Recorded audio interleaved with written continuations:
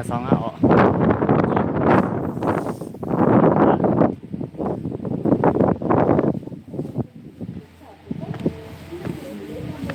Cái đợt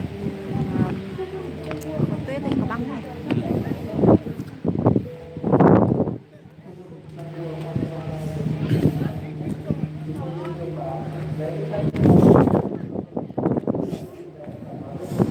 Lối lên đỉnh này, Phan Xipang này.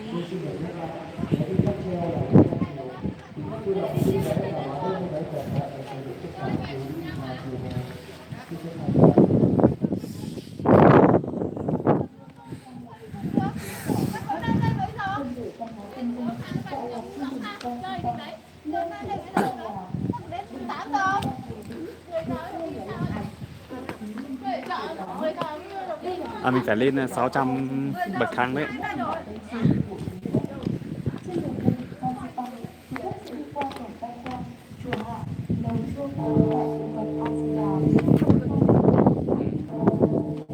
Mất bữa lắm. Bữa mắc. Đây, từ từ.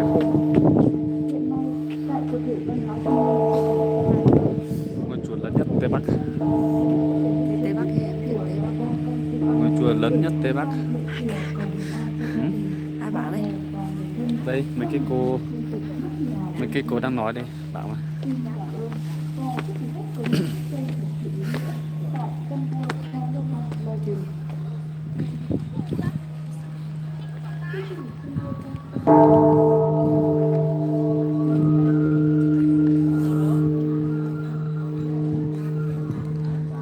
Này tôi rủi ảo.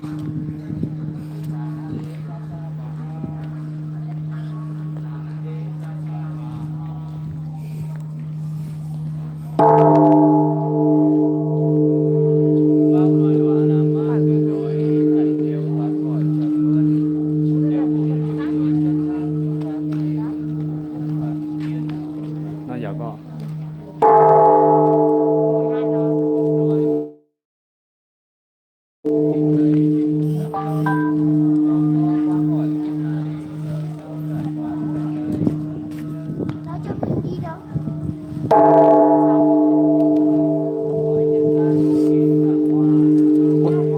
Hả?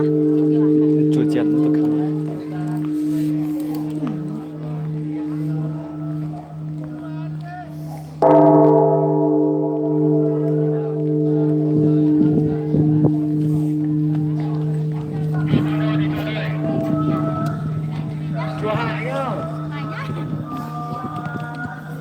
Đấy, nó đâu có nó sẽ ủy tập đó.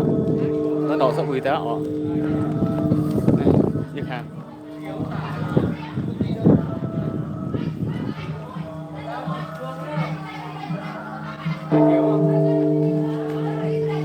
Chim này chắc chim nuôi ấy nhỉ? Ôi dồi, lạnh thế.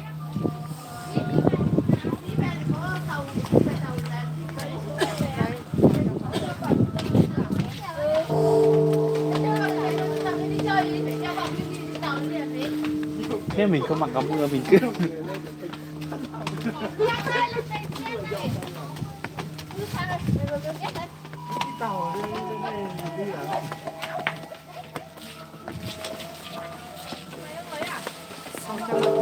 hả? 600 bậc đá mà.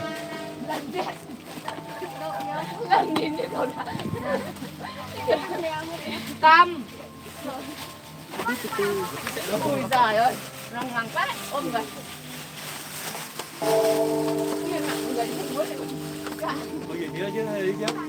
À tàu ấy, tàu cái đèn tàu mà. Tàu á? Tàu ấy.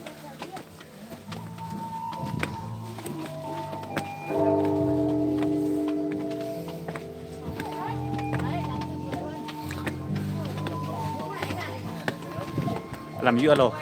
Coi. Này, cao, dốc thế.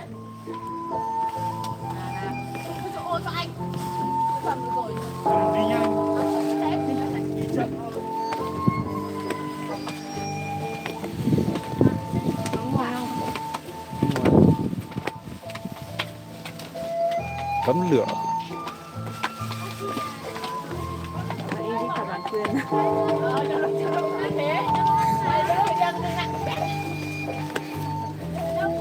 Sau đấy cũng mở ra.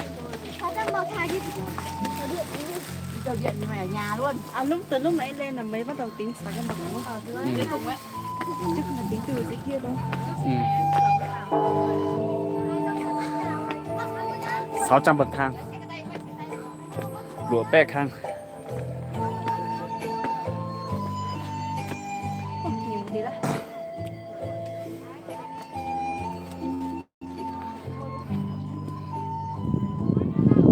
Kinh đỉnh Phan Xipang ạ.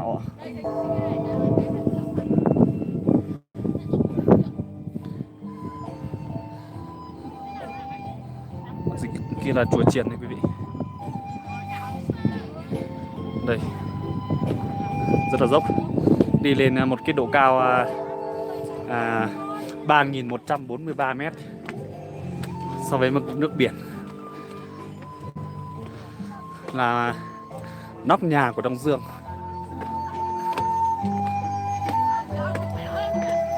Nó đâu nhỉ? Ở đây. Trong cái đá này đấy.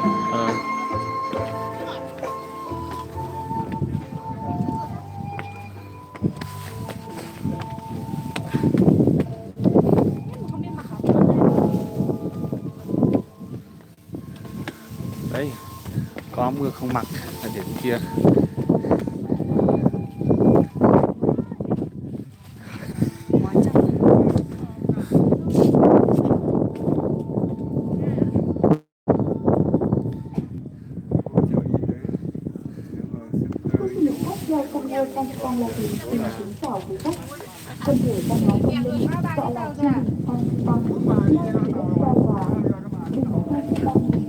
Bốn bà đi bán thằng con. Đi. Ôi. Con quả đào ngọt lắm.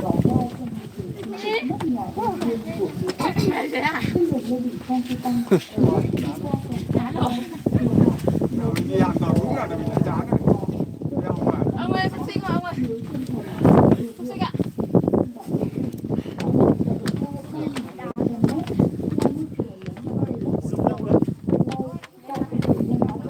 Ngôi chùa lớn nhất Tây Bắc. Vực đó ấy. Nheo này mà lúc đi cắt treo cho mang đồ ăn.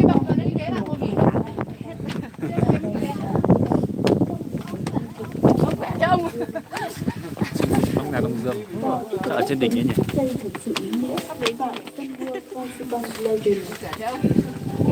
Oanh đâu rồi? Oanh đâu? Đây. Mình cầm sao? Cầm khỏi Người đá thì đi đỡ mệt.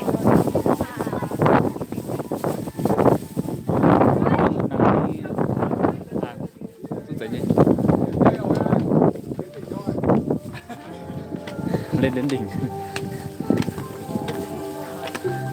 Thở đây. Đây khu vệ sinh đây.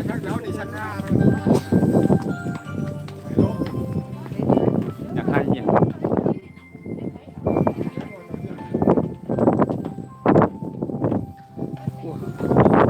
Giống như kiểu xem Tây Du Ký.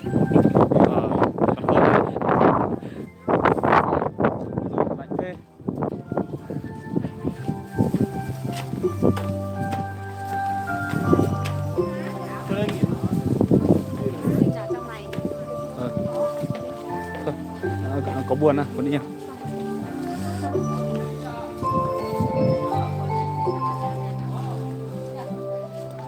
Còn chưa đến đâu. Còn lâu.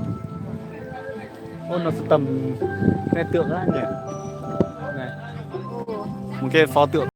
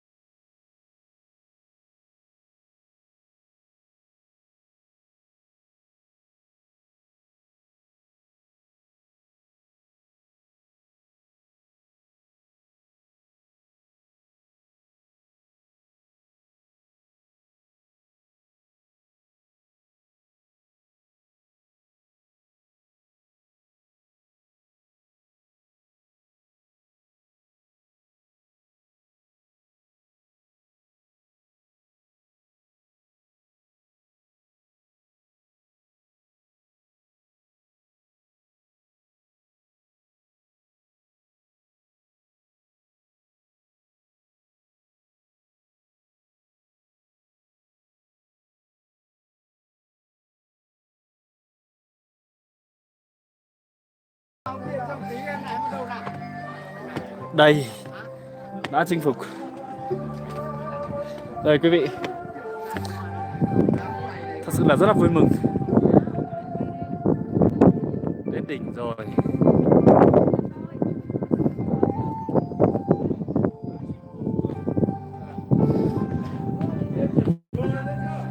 Đã đến Phan Xipang, đã lên đến đỉnh.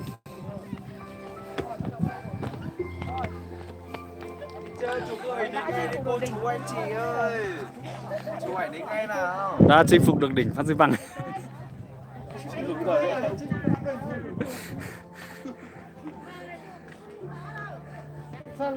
Ôi.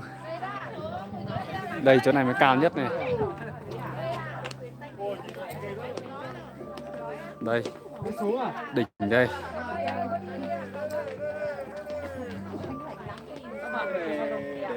Anh cầm ô chưa?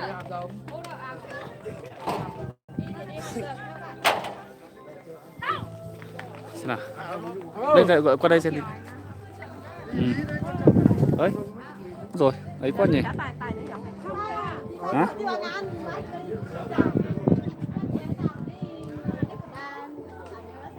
Nào, chụp ảnh nào.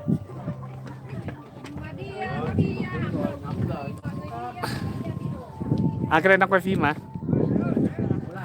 Không được, đang phát trực tiếp. Đâu, điện thoại đâu. Đang phát trực tiếp. Phan Xipang. Rất tuyệt vời quý vị.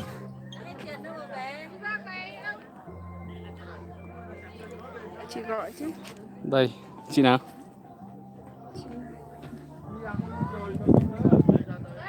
Chụp ảnh đâu?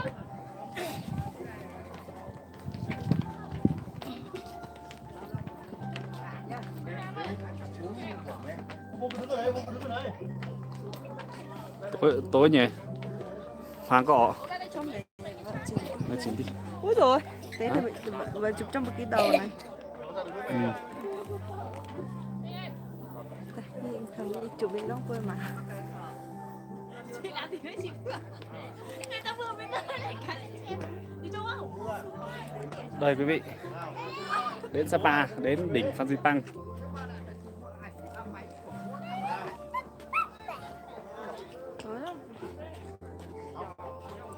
Đây Phan Xipang rồi quý vị.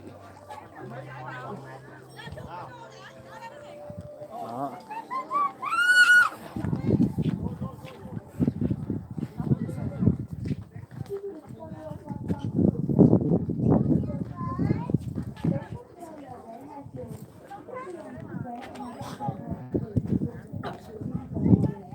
Đây là cái đỉnh cao nhất ở Đông Nam Á.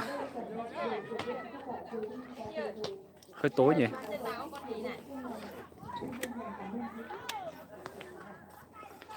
Đây. À, chỉnh được chưa?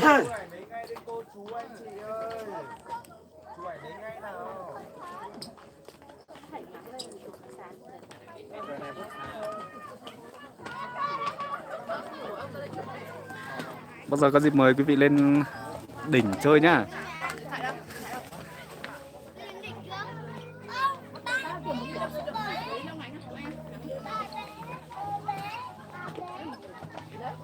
Đây.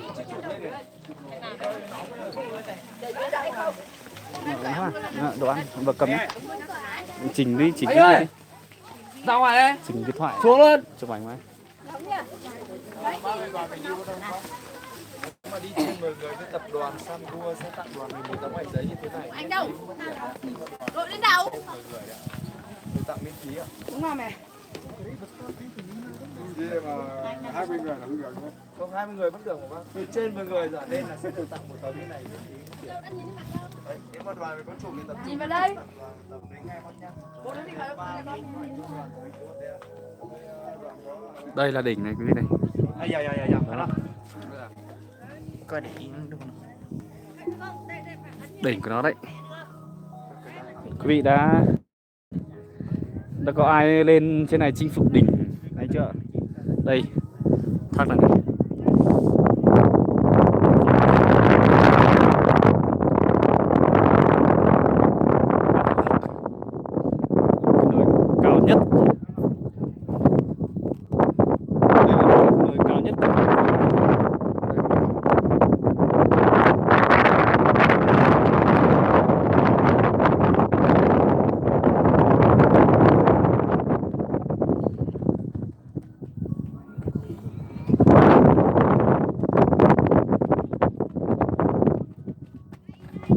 cờ đây quý vị.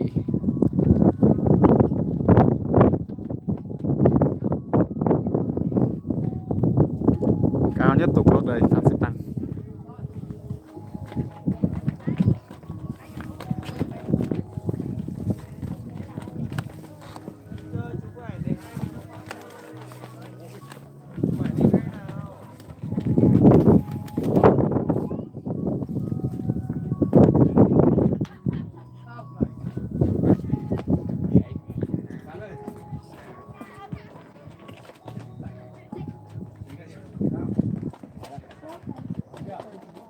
Thôi đứng đấy được.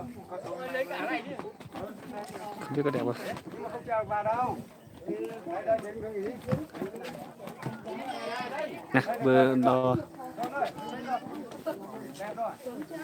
Hả? Chưa?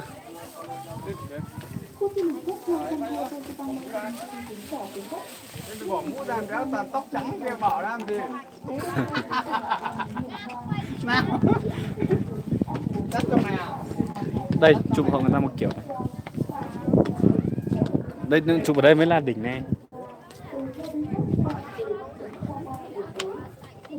Đi máy chụp ảnh. Ừ. Đấy, khóa đi, khóa lại tại Việt Nam cho tôi.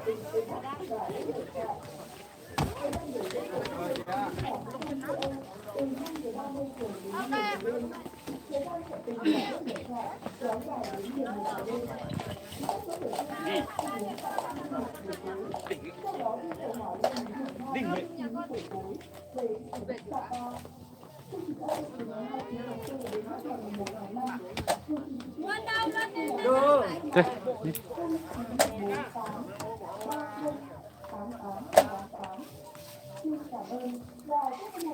Rồi.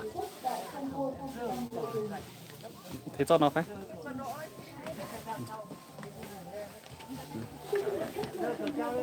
Nam trên này phải.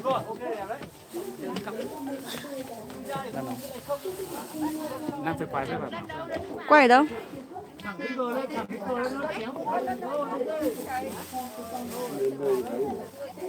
Ngoảnh ngoảnh mặt nhìn đó này.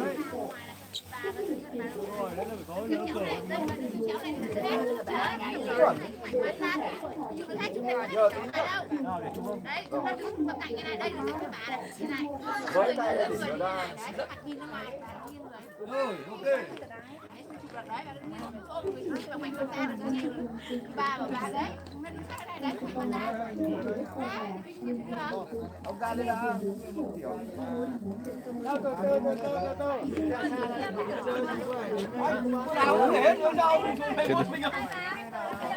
Ông xã làm gì vào rồi? Sáng tối. Ngược sáng ha, ngược sáng thì đi. Không nha, nằm vô. Ừ. Bật lên một sáng.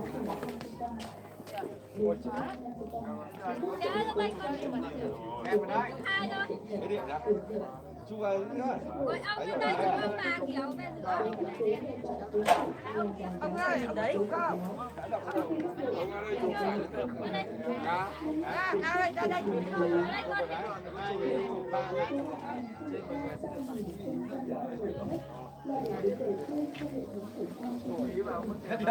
Đi.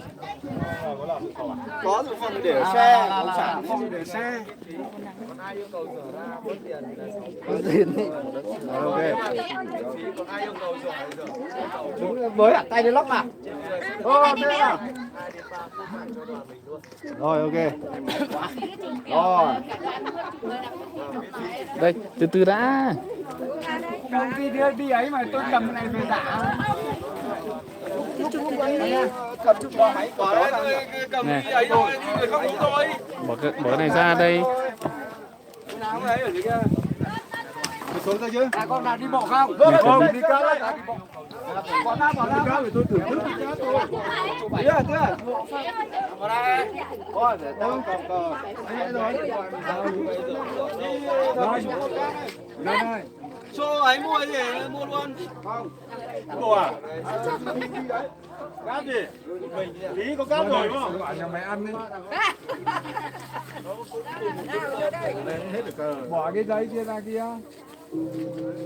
Rồi, ra một cái. ơi, Trinh Cái này có sáng.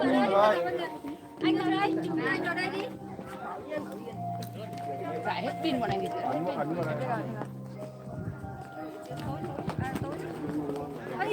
Từ nha. Cả bà đoá à? Có bà đoá đây. Thế tối á.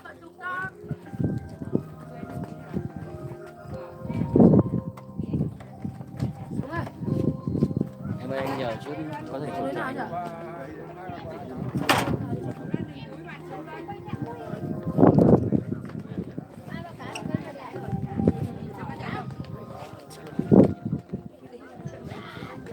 Đứng này nhỉ. Một, Lúc sáng bảo cái này cứ chơi bảo nó là Tập trung vào đi ạ, tập trung vào cho tặng nha. Miễn phí trong cái đùa làm gì đâu mà. Sao đi ạ? Người mà trên 10 người mới kìa. có thể mình không chụp kìa. Kia ông kia.